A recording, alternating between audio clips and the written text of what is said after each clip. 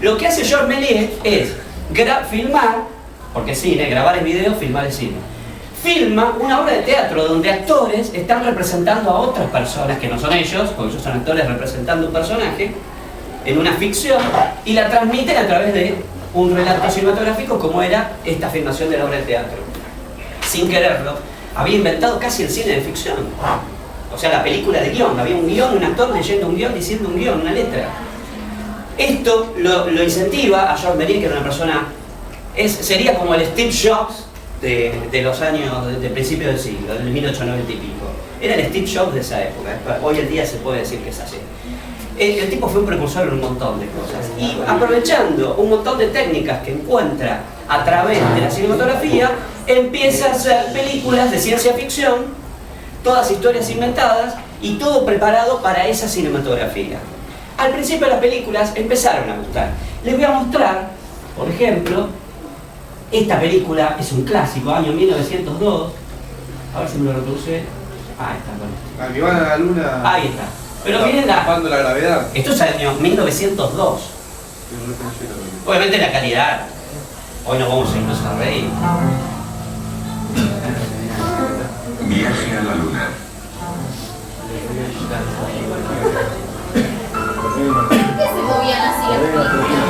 Porque el tipo de filmación era a través de unos químicos muy inestables y el empalme de la película va variando la temperatura de color, porque no hay luz artificial. Era todo con luz de día, con una especie de media sombra puesta para que filtre la luz. Unas telas blancas, como hacen ustedes, vieron que filtramos la luz con este color azul y da una textura.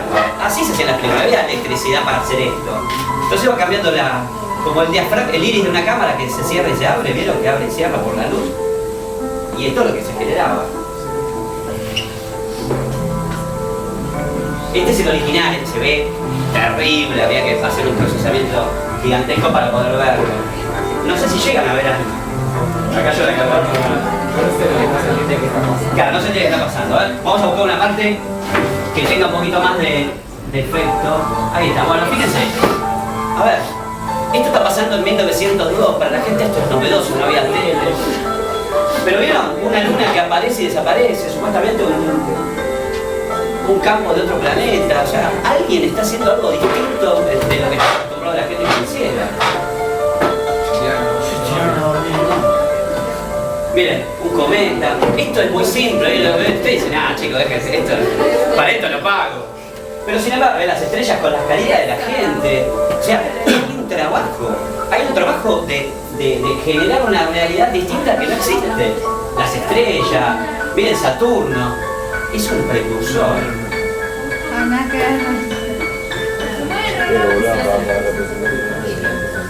Como los habitantes de la luna. A ver si vamos a un momento donde haya un poquito más de tecnología.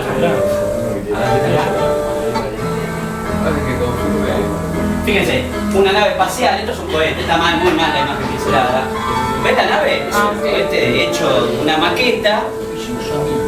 Los habitantes de la luna inventan hipotéticos marcianos, gente de la luna. Cae la nave y se va para la Tierra otra vez, cae en el mar.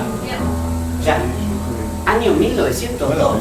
¿Cómo que cae en el mar una cápsula espacial que fue a la luna? Eso pasó en el año 69 con la NASA. Pero sin embargo Georges Méliès lo había visto y lo recreó en una película. Entonces, ahí está, ¿ves? Entonces, ¿qué acabamos de ver con esto? Que en realidad, un hecho de ficción, de ciencia ficción, porque la ciencia ficción, ¿cuál es la diferencia de la ficción común? A ver, ¿cuál es la diferencia entre Avenida Brasil y Matrix? Que la tecnología utilizada al servicio de la ficción. Esta película no es una historia de amor en la luna, es una historia de amor en la luna, pero para llegar a la luna se utilizó tecnología, inventos, una nave, un propulsor, unas cargas espaciales, un futuro lejano. Totalmente. El tipo lo ve y trae esa realidad. Ahora, ustedes dirán, bueno, pero entonces el tipo realmente era el Steve Jobs de la época. Pero más allá de ser el Steve Jobs de la época, tenía una visión como ya habían tenido otros, pero inclusive muchos años antes, pero muchísimos. Un Julio Verne va para esta época, años después, va a escribir 20.000 leguas de viaje submarino. acerca de la exploración de los océanos, cosa que recién ahora se está empezando a explotar. El 80% de los mares del mundo, los más profundos, no se conocen lo que hay en su profundidad. Y Julio Verne inventó algo que pudo haber pasado en ese lugar y hace 20.000 leguas de viaje submarino con una captura al público de una manera impresionante, porque la gente se deja atrapar por ese tipo de historia. Jean Méliès nos plantea, chicos silencio, nos plantea el tema de ir a visitar la luna y todo lo que el inconsciente colectivo dice, ¿qué habrá en la luna? Todas esas cosas cuando nos hablan, vino un marciano, ¿qué habrá en Marte? ¿Existirá vida en otras partes? Nunca lo sabremos. Pero estos tipos lo inventaron y trataron de recrear lo que para ellos era esa vida extraña en ese lugar. Es decir, el cine, que era un pequeño artilugio, una especie de entretenimiento chiquitito para un determinado sector y que dejaba muy poca plata, porque la verdad que los Lumière estaban siempre al borde de la quiebra. Con este tipo de películas, ¿qué pasa? Genera un espectáculo a un público diferente, que era el mismo espectáculo que leía las novelas de ciencia ficción de antaño, la gente que había leído a Da Vinci, por ejemplo.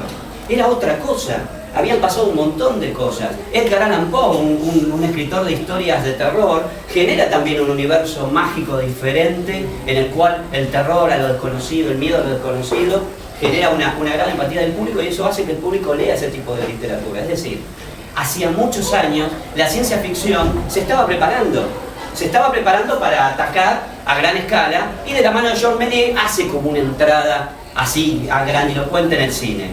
Pero lamentablemente todo lo que a nosotros nos podía parecer miedoso, de que nos causara terror, que nos causara sueños extraños, porque a los chicos no les permitían ver este tipo de películas. Imagínate un nene de 5 años viendo esto, hoy en día se caga la risa, pero hace muchos años no era así, era muy complicado para el nene consumir este tipo de contenidos extraños. Y sin embargo, algo había, y tenía que ver con esto, que el mundo estaba pasando por algo tal vez un poco peor. Esto es una imagen de lo que le pasaba a la gente. Esta es una imagen de la Primera Guerra Mundial. Esta era la realidad cotidiana del planeta Tierra. Esto era lo que estaba pasando. Esto venía a pocos años de que Jean Méliès hiciera sus películas de fantasía y de ilusión, donde la gente iba y pagaba unos peniques para ser feliz un ratito y soñarse y largarse a soñar e imaginar cosas extrañas. Chocaba con esta realidad. No estaba mal que la ciencia ficción llegara a la cinematografía, porque con el tema de la gente saliendo a la fábrica, dentro de muy poco ya no iba a salir más de la fábrica, porque las fábricas iban a estar bombardeadas. Entonces el cine de Méliès da un punto de vista diferente a la cinematografía y se ubica desde un lugar, desde la fantasía, para tapar la realidad. ¿Por qué leemos nosotros? ¿Por qué vamos buscando cosas que nos quieran sorprender y tratamos de ilusionarnos desde la poesía, una canción, ver una historia de Disney, o ver un dibujito animado, o leer un libro como el de Harry Potter? Porque es también una manera que tiene la sociedad, la cultura de uno, de escaparse de la realidad, de lo cotidiano. A ver, la ciencia ficción está basada de esto, es lo que yo no conozco me aterra. Ahora vamos a ver un ejemplo muy claro. Lo que yo no conozco me da miedo. Pero cuando ustedes van y dicen, salen con un amigo, dice, che, voy a salir con un amigo. Che, ¿lo conocés? Y papá nos pregunta, ¿estás seguro? ¿Es confianza? ¿A qué se dedica la familia? Lo desconocen. Tal vez el pibe es el futuro papa, como el Papa Francisco, el que sucede a Francisco. Y ahora le tenemos miedo porque no lo conocemos. Sin embargo, esto es algo que le pasa a todas las sociedades. Lo desconocido genera una fobia, un miedo que nosotros no lo podemos asimilar. Y fue la ciencia ficción y los relatos de horror y los relatos de espanto y los relatos de miedo y las historias psicopatológicas las que nos sacan de ese pequeño miedo por un instante y nos sacan de ese contexto en el cual estamos, este contexto en el que estábamos, y podemos pensar otra cosa. Obviamente que entre ver esta foto de la gente muriendo en una guerra y ver a un tipo peleando con la gente de la luna, algo que es improbable, incomprobable, que es inalcanzable, obviamente nos va a hacer una catarsis muy grande como sociedad. Y la ciencia ficción hizo eso a la sociedad. Fue la catarsis necesaria. Por un lado, decir, ¿y por qué tanto énfasis en la ciencia ficción que tenía que ver con la ficción pero mezclado a la tecnología? Porque unos años antes, a partir de 1850, habían empezado dos grandes movimientos que fueron la primera y la segunda revolución industrial. Y a diferencia de lo que nosotros vamos a encontrar en la ciencia ficción, donde un cohete nos lleva a un mundo maravilloso para estar afuera de este mundo real que era terrible, las dos grandes revoluciones industriales habían generado un desconcierto y una tragedia gigante a nivel humano. ¿Por qué? Porque por primera vez una máquina reemplazaba el trabajo de la persona. Una máquina a vapor laburaba más horas, emitía más fuerza de trabajo que 2000 hombres trabajando incansablemente, porque la gente se cansa. No es que una persona puede trabajar 24 horas durante 3 años, a pesar de que en aquel momento pasaba. Pero sin embargo una máquina iba. Entonces de 300 solamente necesitabas uno que le tirara leña a la máquina a vapor para que funcionara. Entonces la revolución industrial, que era la gran tecnología, había liquidado el trabajo de las personas. Una máquina había sustituido al humano. La ciencia ficción es el triunfo del humano sobre la máquina, porque nosotros controlamos la máquina para ir a lugares maravillosos. Podemos volar en una nave, podemos tener un arma que aniquile al invasor extraterrestre.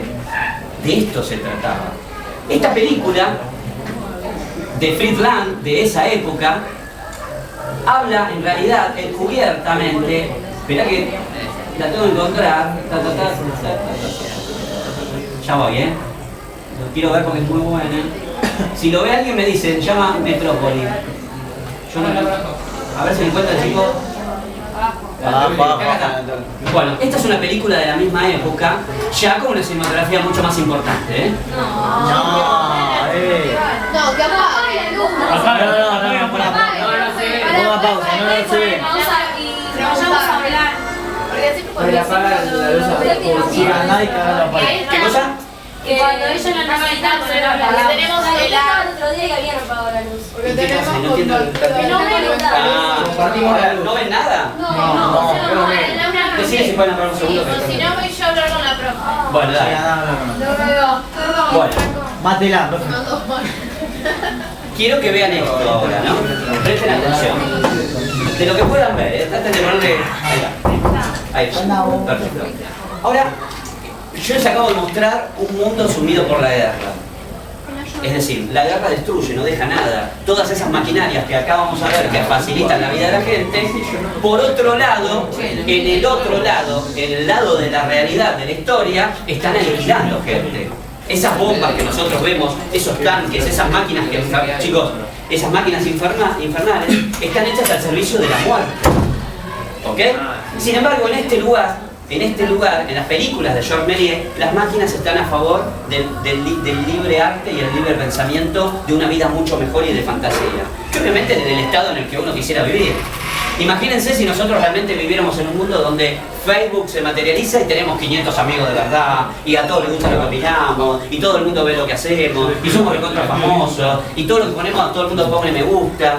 Sería maravilloso. Nadie nos pregunta nada, podemos chatear con amigos que están en Vietnam, en Ucrania, en Kiev, en Estados Unidos, en Mespeleta, y está todo bárbaro, al alcance de la mano. Obviamente que es un mundo ideal. Y la ciencia ficción buscaba un mundo ideal. Pero también la ciencia ficción empieza a darse cuenta que cuando comenzó la Primera Guerra Mundial, la cinematografía, y en especial la de Georges Méliès, se dejó de lado. Lamentablemente fue el primer gran tropezón que tuvo la cinematografía, y las películas de Georges Méliès, su carrera, su patrimonio, su plata, su vida, terminó con la Primera Guerra Mundial. ¿Por qué?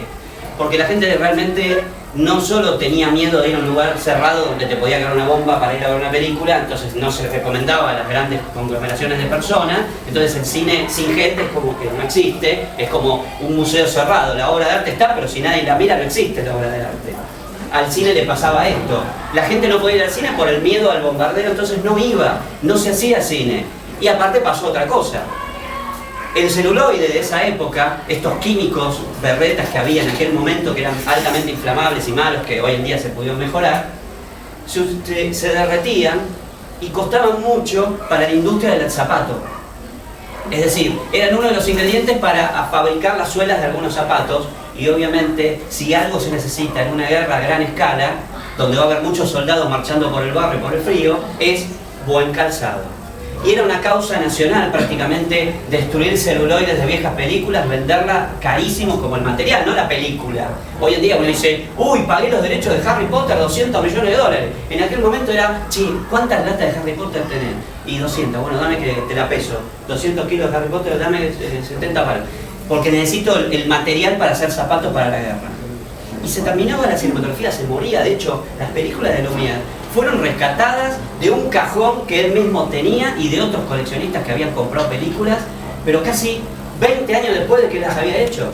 De hecho, el tipo se pensaba que había muerto en la guerra y nadie sabía que había existido un Jean Méliès que estaba vivo. Si ustedes quieren ver una película que hace poco ganó el Oscar Mejor Guión, de Martin Scorsese, La Invención de Hugo Cabret, que es maravillosa, van a entender mucho la cinematografía de aquel momento y todo lo que tenga que ver con la tecnología y el invento. Y van a entender por qué era el Steve Jobs de esa época, Georges Méliès. Es maravillosa la historia, la pueden ver, se las recomiendo. Ahora, cuando vuelve la cinematografía y dice, bueno, ahora sí, vamos a empezar porque este es una industria que puede llegar a generar un dinero, esta película de Fritz Lang, un director expresionista alemán, hace esta película que se llama Metrópolis, donde nos muestra un mundo del futuro.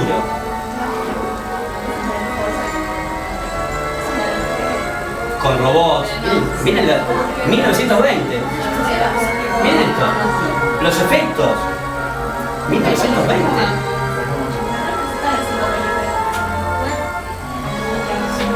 Los edificios. El que vio Star Wars, la película Star Wars, estás viendo Star Wars.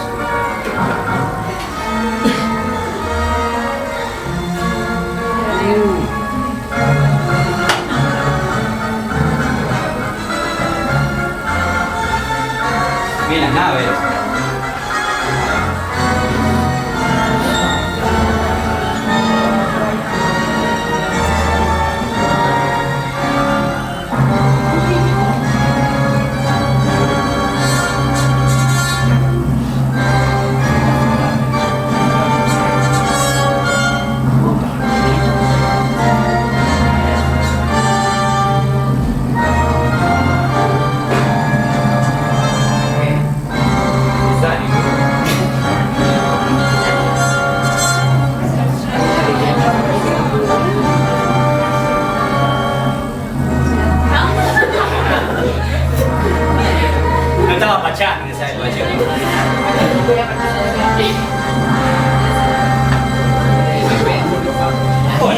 A ver.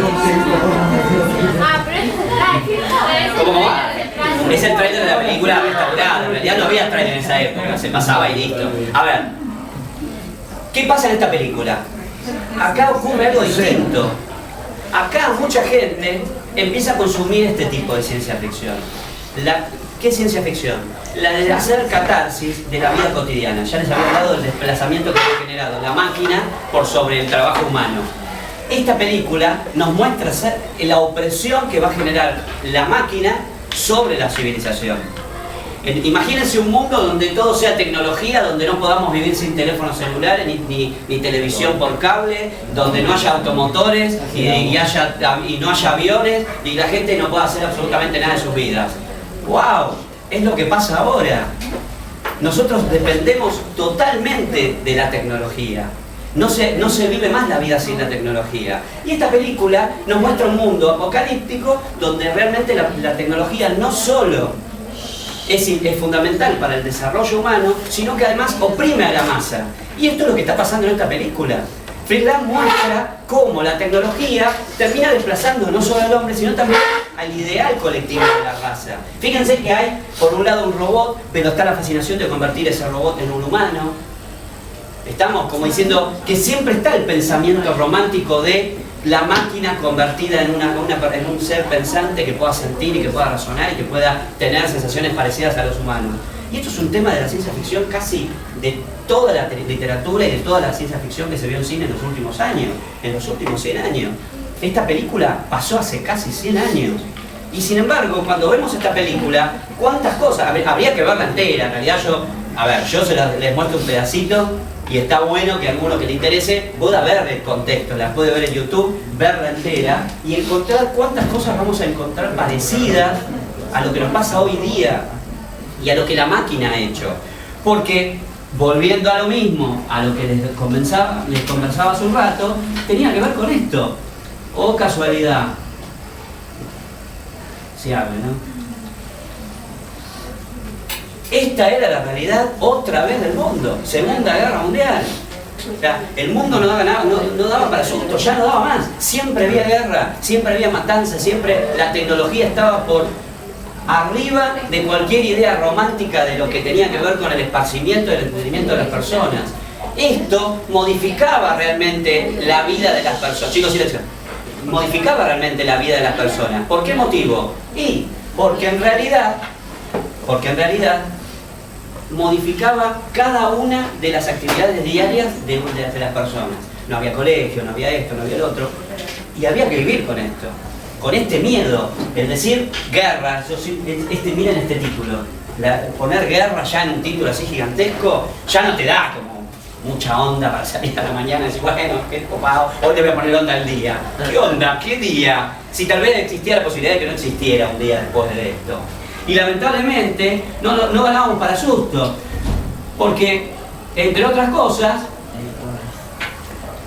pasaban tragedias que tal vez uno las podía ver en una película de ciencia ficción, y grandes maquinarias que transportaban millones de vidas, o muchas vidas, terminaban como la tragedia del Titanic, 1914, hundiéndose, mueren montones de personas. Está buena esa película. ¿Cómo? O sea, como que se ve re bien eso. No, esto no es esto es una foto es un dibujo. Sí. Ya sé de la película, pero la película no se ve así, a eso le voy a ver. No, pero no es la película. No es la película, esto es una pintura del Titanic.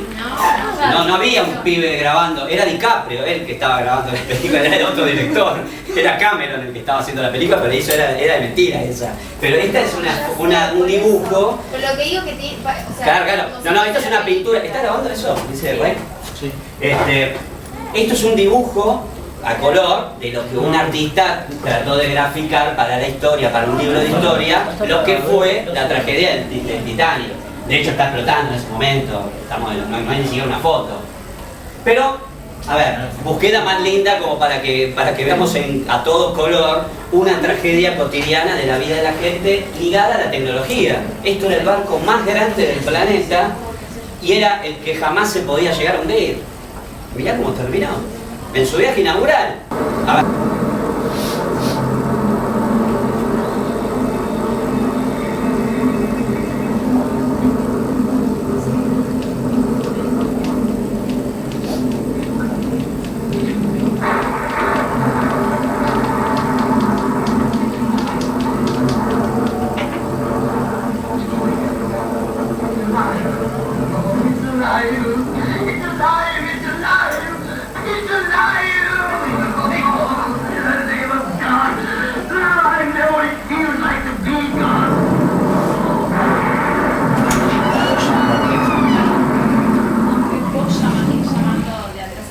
Ahí está la profe.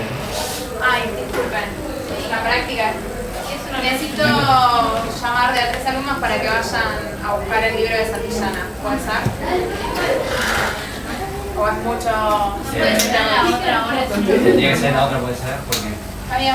Bueno, ahora pregunto igual. Cualquier cosa, si no se puede, vuelvo. Dale. Disculpen. No, por favor. Bueno.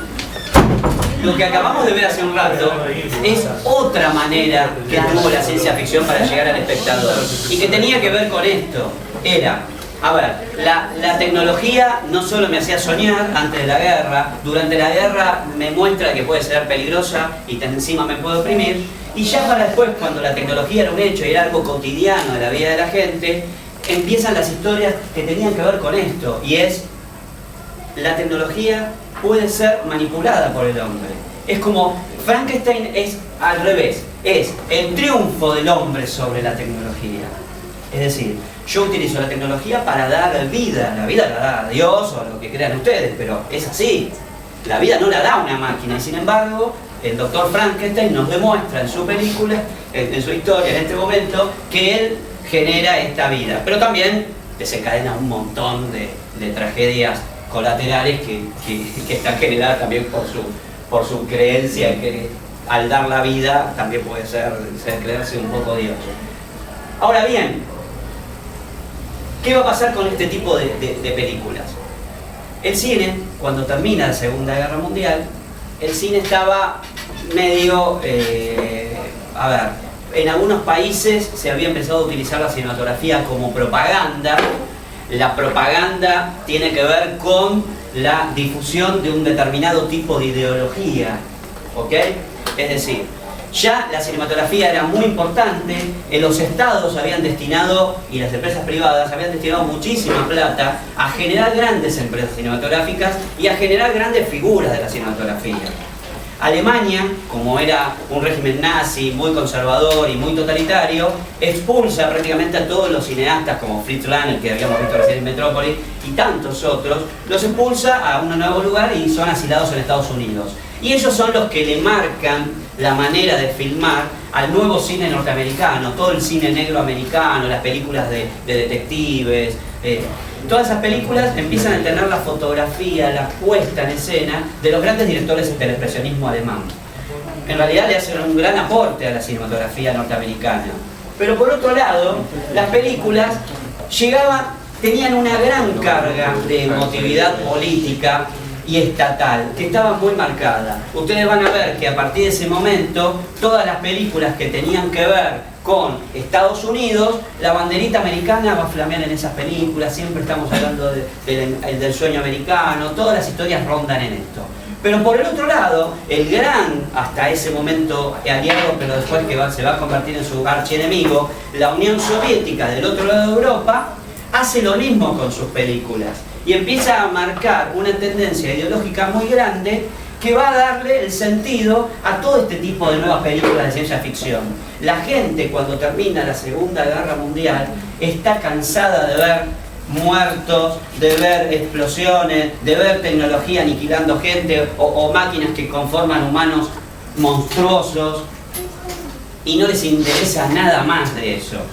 Y esto es lo que le va pasando a la sociedad, y este es un problema.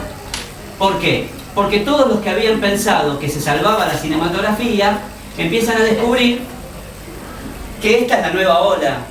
Lo que viene es, la gente está viniendo de la guerra, han visto morir gente, han muerto casi 9 millones de personas, el mundo está sumido en una gran tristeza y pobreza, en un momento oscuro gigantesco, y la tecnología que había sido utilizada únicamente para matar, chicos, y para destruir, de hecho, la Segunda Guerra Mundial pudo haber tomado otro curso cuando las tropas de Hitler, los ejércitos de Hitler, inventan el famoso proyectil B-2, que era como el cohete ese de Georges Méliès que iba a la luna, pero que era capaz de llegar hasta Inglaterra con una carga de explosivos gigantesca para terminar con medio Inglaterra. Pero por suerte no se desarrolla, y los norteamericanos dicen, bueno, por lo menos este monstruo no hizo esto, entonces por las dudas tiremos nosotros 2 bombas nucleares y liquidemos toda la parte de Japón, y terminó la Segunda Guerra Mundial. Es decir, 2 hechos tecnológicos terminan con todo lo que años y años de muerte y guerra no habían podido lograr, y que eran 2 creaciones monstruosas como las bombas nucleares, terminan con la guerra. Es decir, cuando Estados Unidos tira una bomba nuclear, que era algo así como tecnológicamente genial y que era tecnológicamente superior a todo lo visto hasta el momento en la industria de la muerte, da por finalizada cualquier intención de cualquier país de seguir beligerando con estas naciones que tenían esta bomba. ¿Por qué? Porque yo no me voy a arriesgar a que me tiren una de estas en Moscú o en Berlín. Olvídate, esto no va a pasar. Y se terminó la guerra. Entonces, desde el americanismo empieza a tratar de mostrar esto, que el soldado que había estado matando, muriendo y en una vida que no quería haber vivido, vuelve a su hogar y se encuentra con sus afectos y sus amores. Y todo lo que había que hacer con eso que había generado la guerra era materializarlo. Esta foto son 2 grandes artistas norteamericanos, Frank Sinatra, se los presento, ya murió el señor, y Gene Kelly, también ya murió el señor, un gran bailarín y cantante, uno de los grandes cantantes de todas las épocas. Pero fíjense, están haciendo una canción, por las caritas que tienen no están yendo a matar a un vietnamita o a un coreano o un japonés, ¿entienden, no? Las caritas están cantando una canción, es una escena de una película, donde 2 marineros muy alegres seducen a todas las chicas y ta. ¿Ven la carita de Gene Kelly? ¿Esa es una cara de guerra? No. Es una cara de Facebook, me gusta, ¿ok? Y este es raro, parece al chili del patrón del mal. Ahora, nosotros lo que vemos acá es que utilizando ese sentido de patriotismo muy grande de haber sido el vencedor de la guerra, los contagia a todo lo que tiene que ver con el show business de Norteamérica. Y empiezan a aparecer un montón de películas, de comedias románticas, donde ¿qué va a pasar? La cancioncita, la comedia musical. Si ustedes ven Los Simpsons, cada tanto aparece un capítulo donde todos se ponen a cantar y alguien dice, ¡oh no, una canción de nuevo! Y empiezan todas las películas cantadas, donde el amor, la esperanza, el soldado que vuelve de la guerra y se encuentra con su amada, los soldados que van a Japón, pero esta vez a buscar chicas, no a tirarle bombas nucleares. Entonces es todo copado, todo viene la buena onda y la ola de todo el mundo va a salir adelante, todo está bárbaro y tienen un montón de me gusta en el mundo porque el Facebook de Estados Unidos paga fortuna. Este tipo de películas generan no solo un nuevo cine que también va a atentar contra la vieja ciencia ficción, pero también está teñido de una fuerte propaganda política. Es decir, todo pasa y todo es alegría y todo es amor, pero de este lado del muro, no del otro lado del muro de Berlín y Europa del Este y la cortina de hierro. Acá hay onda, del otro lado no. ¿Por qué? Porque lo que nadie nos contaba, que mientras pasaba todo esto, y ya había pasado esto, la bomba nuclear, venía este otro pequeño problemita que va a marcar todo lo que quedó después de la guerra. Es decir, no bastaba ya con 2 guerras, que 2 de los aliados más poderosos, que habían sido los 2 vencedores de la guerra mundial, se tienen que empezar a enfrentar en una guerra que nunca pelearon cara a cara, pero que utilizaban otros títeres para pelear entre ellos, ¿no?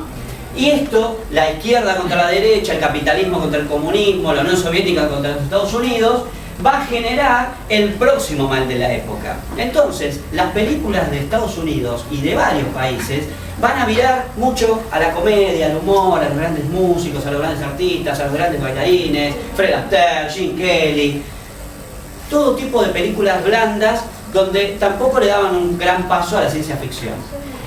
Pero en ese camino va a pasar algo muy interesante. ¿Se acuerdan que les había dicho que los chicos no estaban muy acostumbrados a ver este tipo de cosas? Y va a pasar esto. A ver, les voy a mostrar. Ah, acá está. Llega una película donde la ciencia ficción también es apta para todo público y preferentemente para los chicos.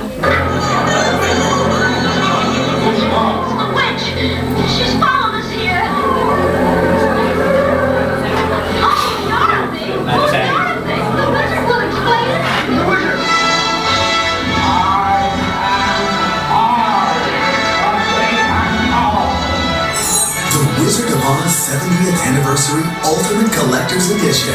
Lions and tigers and bears. Oh my! For the first time ever, in a limited edition Blu-ray. Beautiful. Just like I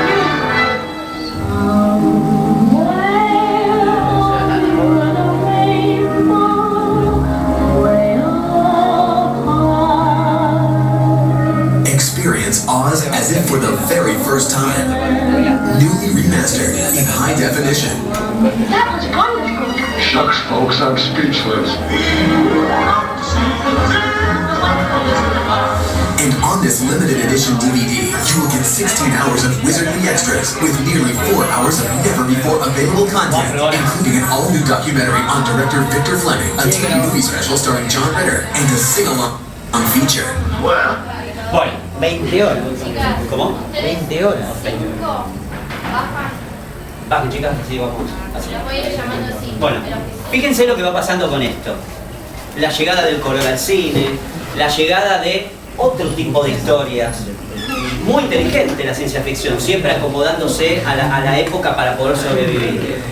A ver, no alcanzaba con mostrar la maquinaria, la tecnología, el servicio de la magia. ¿Vieron el Mago de Oz que aparece detrás de unas maquinarias infernales para mostrar como que es un ser poderoso cuando es una persona común y corriente? Pero sin embargo, lo que hace este tipo de películas es enganchar a la audiencia, pero casi automáticamente. ¿Por qué? Lo primero que apunta es el público infantil, pero en realidad está dirigido hacia toda la familia.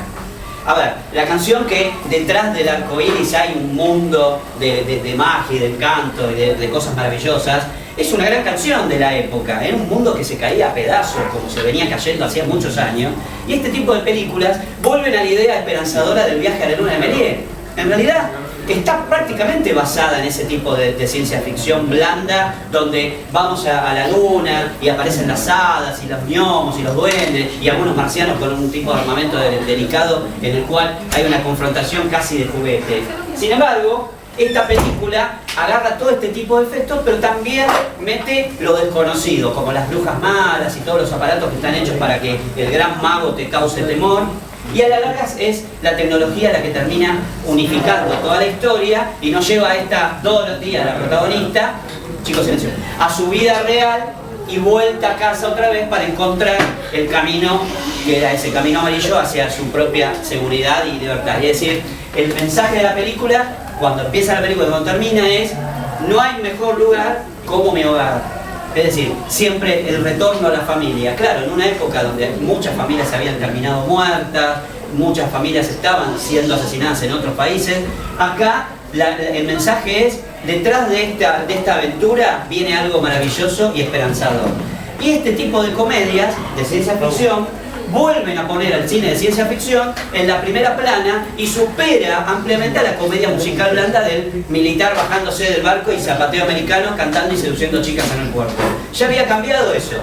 Esto se cambia por esto, esta nueva ola de ciencia ficción e historias de fantasía. ¿Por qué? Porque la fantasía, con algunos atisbos desde las empresas Disney, tirando dibujitos animados para que los chicos sueñen en un futuro mejor, estas películas van a lograr posicionar a la ciencia ficción en un plano muy alto en cuanto a la recaudación. Y entonces la ciencia ficción empieza a generar grandes ingresos para los estudios cinematográficos.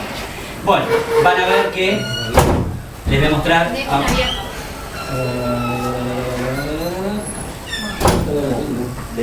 ¿Cómo? Una pregunta, no sé si sabes. Sí. ¿Qué año es el Mago de Oz? Es del 39, si no me equivoco. Ah, del 39. Es del 39. Les muestro... Ahora vamos a ver todo. Esos son más Flash. Bueno, miren esto. Unos años antes, también. Esta es la original, ¿eh?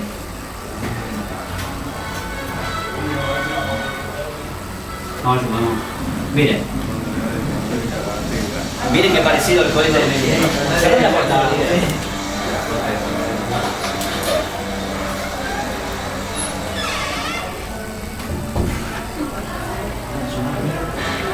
De hecho, esta película está, a ver, El Mago de Oz está basada un poquito en Metrópolis, un poquito en esta película. Esta película es también un jugador de fútbol americano, una especie de héroe extraño, que termina viviendo un sueño que parece real, donde va a pelear con un emperador mismo, etc. Y después se termina convirtiendo en que era todo parte de un sueño, como le pasa a Dorothy en El Mago de Oz. El volumen es bajito, es muy vieja la película. Blanco y negro. Es una película de culto. Flash Gordon. Ahí está, ¿ves? Este viene de otro lado. Y acá está la versión nueva. Vamos a ver en color, a ver si escucha un poquito mejor. Esta es la versión nueva. Las películas se vuelven a remixar como son éxitos.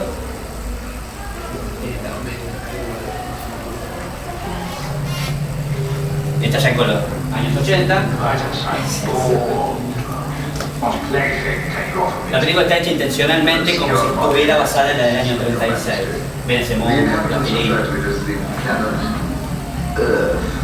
I like to play with things well before annihilation. Pathetic Earthlings! Who can save you now?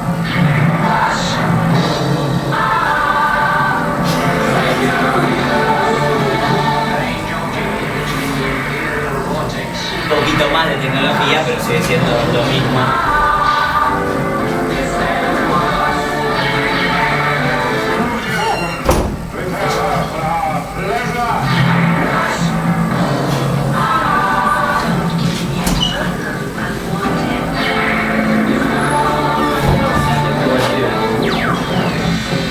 Los rayos.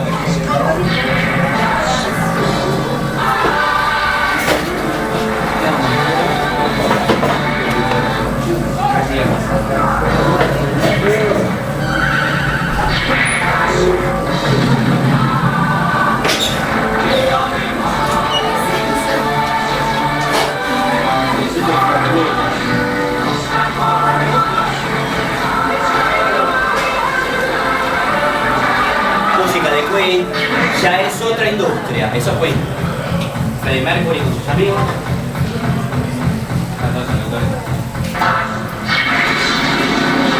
Bien.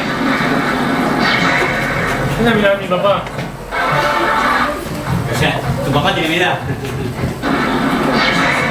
Bien. Ahora, fíjense cómo ha cambiado. Del mismo sueño de la cinematografía. También estaba He-Man. He-Man también, bueno, empecé de dibujito animado, todavía no se había hecho la película. Ahora, con la vieja tecnología de encontrar para todo público este tipo de películas, van a generar grandes personajes de ficción. Y este es uno de los que vamos a ver ahora. A ver si lo encuentro acá.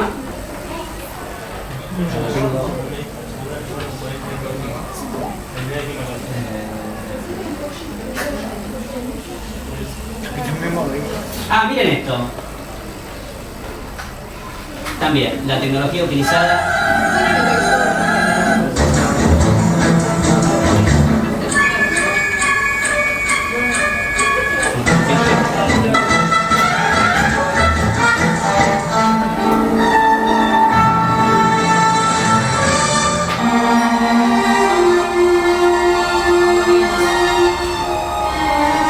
Esta historia, un clásico también de los años 60, llevada al cine también. Ahí está, en 1967. Es una serie que es una serie que habla de cómo a través de una máquina la gente puede ser teletransportada para ir a corregir pequeños errores históricos que hubo a lo largo de la historia. Una gran idea, pero que también estaba basada en petróleo.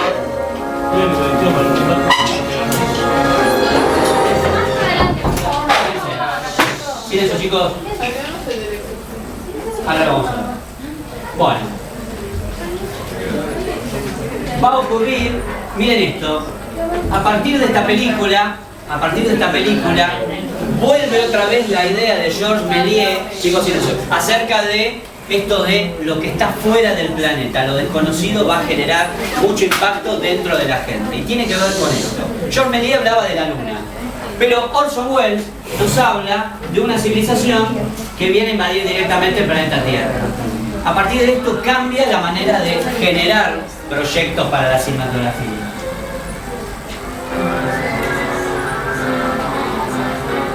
Vamos a ver si está. The beginning of the end for the human race. What men first thought were meteors, or the often ridiculed flying saucers, are in reality a flaming vanguard of the invasion of Una life. especie de nave rara. Looks like they're gonna come out of that gully pretty soon. We like to rush our defenses, be ready when they do. Gotta keep plenty of reinforcements. We'll down. Lieutenant! Look! Smash across country like sides, wiping out everything that's trying to get away from them. That explains why communication is stuck the moment their machines begin moving. Don't be all of them like that. Pueden ver la versión de Steven Spielberg con Tom Cruise, muy interesante. Pero fíjense cómo esta versión original no está lejos de lo que tiene que ver con la milicia norteamericana. Siempre el ejército es el que resuelve el problema.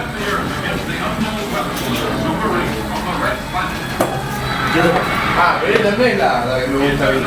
A vos te gusta la de Tom Cruise. Esta es la original, la verdadera. Vamos. Ahora se ve.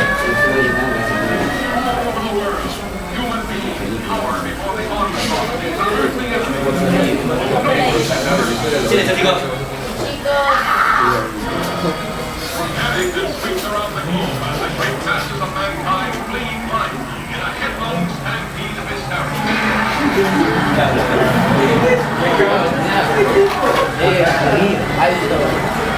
Alto saqueo. Bueno, fíjense, a ver si encuentran alguno de los extraterrestres. A ver si lo... Vamos a encontrar una similitud de esta película con lo que yo les hablaba antes. Fíjense cómo acá la ciencia ficción está utilizada con un fin netamente de propaganda. Cuando nosotros veíamos recién unas escenas, y si ven la película, la original, la nueva ya está media un poco más desvirtuada de este papel. Hay mucha presencia del ejército norteamericano combatiendo a ese enemigo desconocido que viene desde afuera. ¿Ok? Ahora, esta película no gratuitamente capta la atención prácticamente de todo el público norteamericano. ¿Por qué? Porque estaba lo que yo les había contado hace un rato.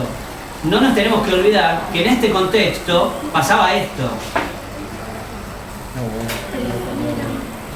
¿Ok? Una película donde a mí me dice es el ejército norteamericano el que evita que venga el invasor extranjero, cuando me está pasando que en la vida real yo tengo un pequeño problemita con esto, no es gratuito. Y por eso algunas películas de ciencia ficción funcionaron tan bien, porque se pudieron adaptar también al perfil ideológico de la época. ¿Ok? Y esto es lo que pasa con esta película. ¿A qué le toca Recreo? Para ver si les muestro. Ah, está bien. A ver. me dice? ¿Qué dice? A ver, ¿la película está hablando de extraterrestres o se está hablando de esto? ¿Qué es lo que nos está contando la película? ¿Nos puede venir un extraterrestre o estos que estaban acá, que no venían de ninguna nave y que estaban tan cerca de donde nosotros estábamos en nuestra área de influencia como el ejército americano necesita hacer? Miren el tamaño. A ver, esto mete miedo a cualquiera, obviamente que sí. Esto es un fotograma original, de una exhibición de la bomba nuclear soviética. ¿Ven? Bien. Pero un día, utilizando esta vieja técnica, aparece... Claro, chicos. Miren. ¿Me pasan ellos? Año 77, y a partir de este momento cambian. Somewhere in space, this may all be happening right now. 20th Century Fox and George Lucas, the man who brought you American Graffiti, now bring you an adventure unlike anything on your planet. Star Wars.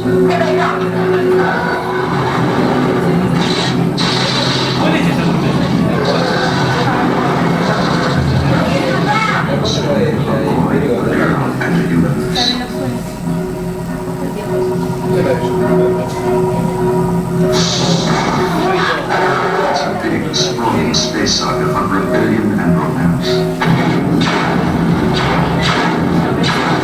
It's a spectacle, light years ahead of its time. I am C-3PO, human cyborg relations, and this is my counterpart, R2-D2. Hello. It's an epic of heroes.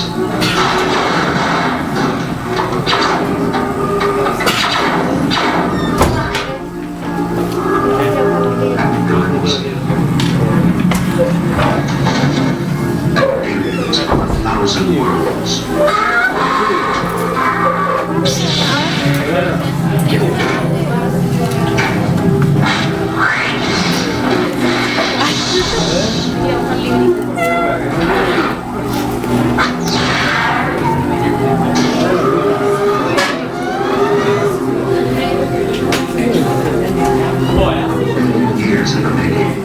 A ver, lo primero que nos viene a la mente es ¿qué hace Indiana Jones disparando láser en la película? Ahora bien, si bien esta película se convierte en una de las películas, en las grandes películas de culto de la ciencia ficción a nivel mundial, y que va a marcar prácticamente todas las décadas que siguen en cuanto a la película de ciencia ficción en sí, ocurre un evento muy interesante en este tipo de películas. Por primera vez la ciencia ficción sale de lo que es el planeta. O sea, la guerra toda esta tecnología no está en la Tierra. La Tierra no existe en esta película. Nuestro planeta no existe. Existen otras civilizaciones que entran en guerra. Y a diferencia de la ideología que siempre denotaba cualquier película de ciencia ficción, esta película lo que hace es, nos genera un cambio de concepto acerca de la ciencia ficción. Es utilizar la metáfora. ¿Qué metáfora encontramos acá? Obviamente todos, la mayoría no sé si la han visto, igual se lo digo ya tiene unos años, tal vez no es de la generación de ustedes, esta del año 77, después se hizo en el año 2000, se hicieron 3 partes más. Ahora bien, ¿la historia de qué trata? Obviamente sí, de una guerra de la galaxia, donde todo el mundo pelea, El tema de la guerra, como siempre, un desencadenante de un montón de historias. Ahora bien, esta guerra, precisamente, trata de la historia de dos personas. Cerramos la pantalla. Trata de la historia de dos personas. Luke, que es el protagonista, y Darth Vader, que ese es el monstruo gigantesco de la máscara negra, que es el malo de la película. Darth Vader es el malo de la película. Ahora, la historia como termina. ¿De qué trata? Que Darth Vader es el papá de Luke, es su archienemigo. Ese malo es el papá del bueno. Entonces uno dice, pero ¿y por qué pega tanto la historia de que un padre y un hijo se pelean? No, en realidad pega tanto la historia porque deja todo sentido de política y de ideología de lado para mostrarnos algo muy interesante que tiene que ver con lo humano. Vieron que antes les mostraba que mientras pasaba un evento artístico, también pasaba un evento catastrófico en lo humano, en la vida cotidiana. La guerra de la historia de las galaxias es interesante por esto solo. Es la fricción, el quiebre que hay en la relación de un padre y un hijo, o sea, del amor acerca del padre y un hijo que no es correspondido de ni un lado ni del otro, y miren todas las tragedias que pueden generar.